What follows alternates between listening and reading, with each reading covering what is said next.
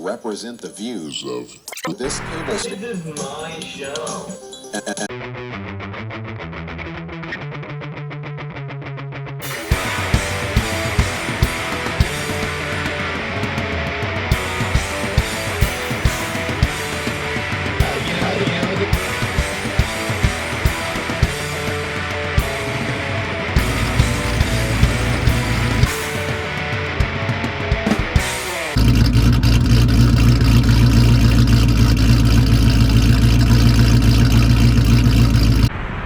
Welcome back. We are here at Galpin Autosports checking on Orange Car, our beloved Boss 302. We are doing a clutch rebuild and we're going to talk about some transmission options.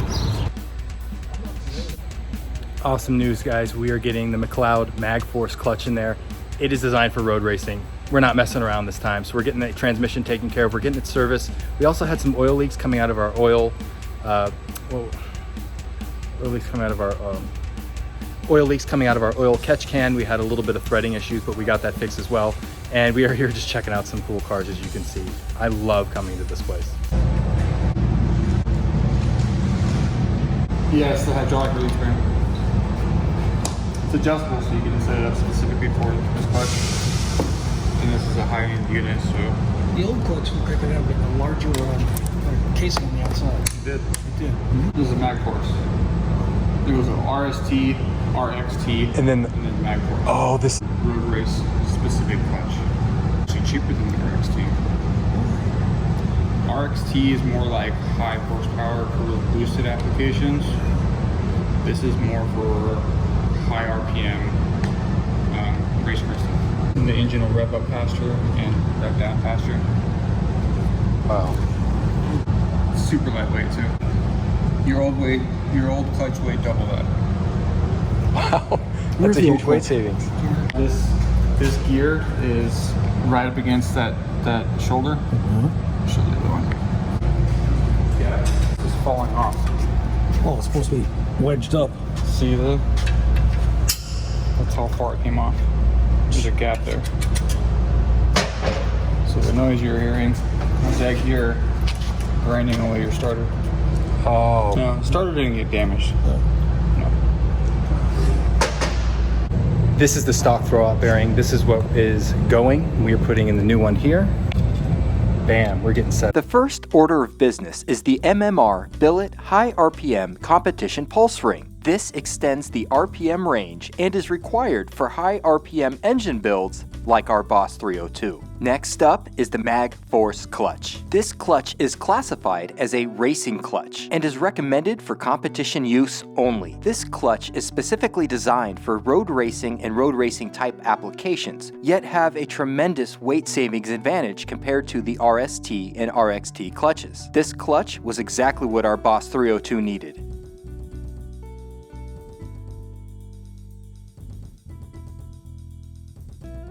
McLeod specifically states the RST clutch is for street use only and is not recommended for competition use.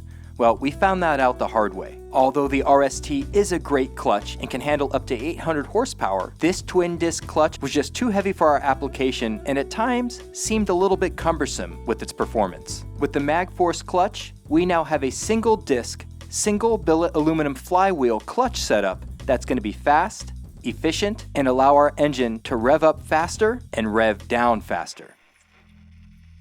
What's next for the Boss 302? Believe it or not, we have more weight reduction to do. The first step is to remove all of the glass and install plexiglass to save as much weight as possible. Other areas that we're looking to save weight in include the front and rear bumpers and the K-member. We can contact Watson Racing and get front and rear tubular bumpers and a tubular K-member. But one thing we're definitely considering is a future transmission swap. Do we do a Ben Calamer T56 or a Ben Calamer Stage 2 MT82? And after all the work we've done, we still have to change out the sway bars, end links, rear lower control arms. It's even possible we might go independent rear suspension. But if we don't, I still would like to swap out the rear lower control arms. The Steeda Street versions have lasted us a long time and they've done very well, but I think it's time to put in the exact Boss 302S rear lower control arms. One, they're tubular, and two, it just fits the theme of the car. We've gone extreme in every other area. We need to get the tubular rear lower control arms installed. And now I really feel like we have a clutch that's gonna match the exact application we've designed this Boss 302 for. So the last thing left, really, is the transmission. Do we go T56 or Stage 2 MT82? I don't know, we're still thinking about it. There's more on the list, but that just gives you an idea of where we're taking this vehicle. Public access. This one's this one in the dash line. This is one of both. See that? Wow, it's beautiful. And it's all under warranty. Too.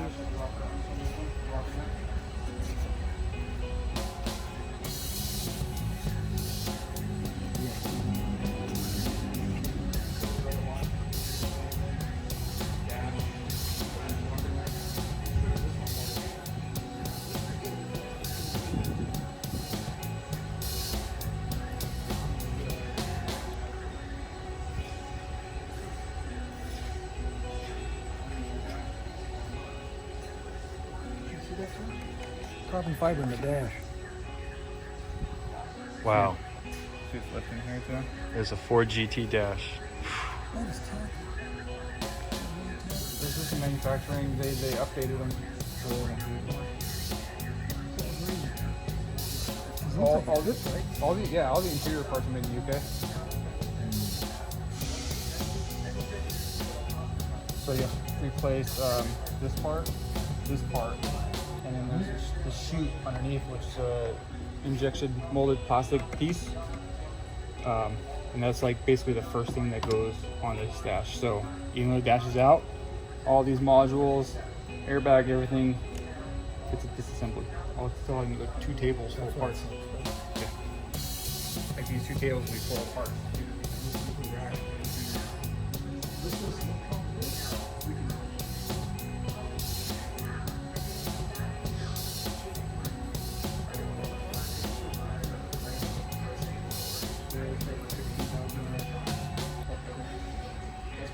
That's just the rack. That's without all the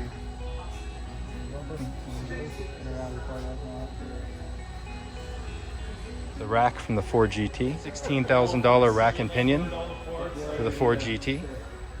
Made to Multimatic specs. How much is that steering wheel? 20 grand. Oh God. Oh my God. Ah, the meticulous detail.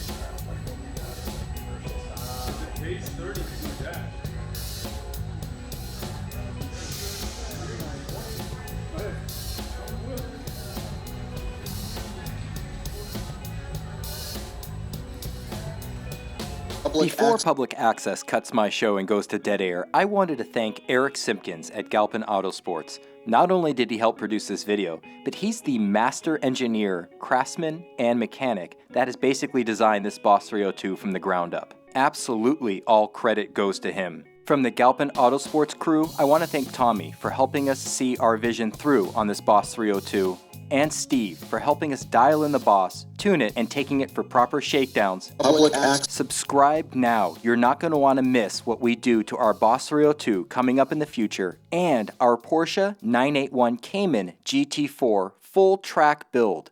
Plenty of surprises in store for both vehicles. Subscribe now. Public access. Subscribe now. Hit that like button, and thank you. Public access.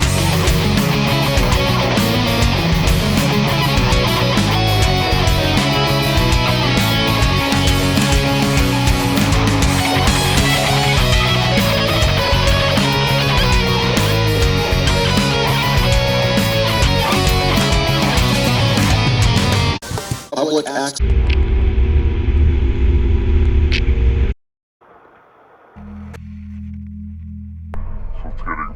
One strike and you're out.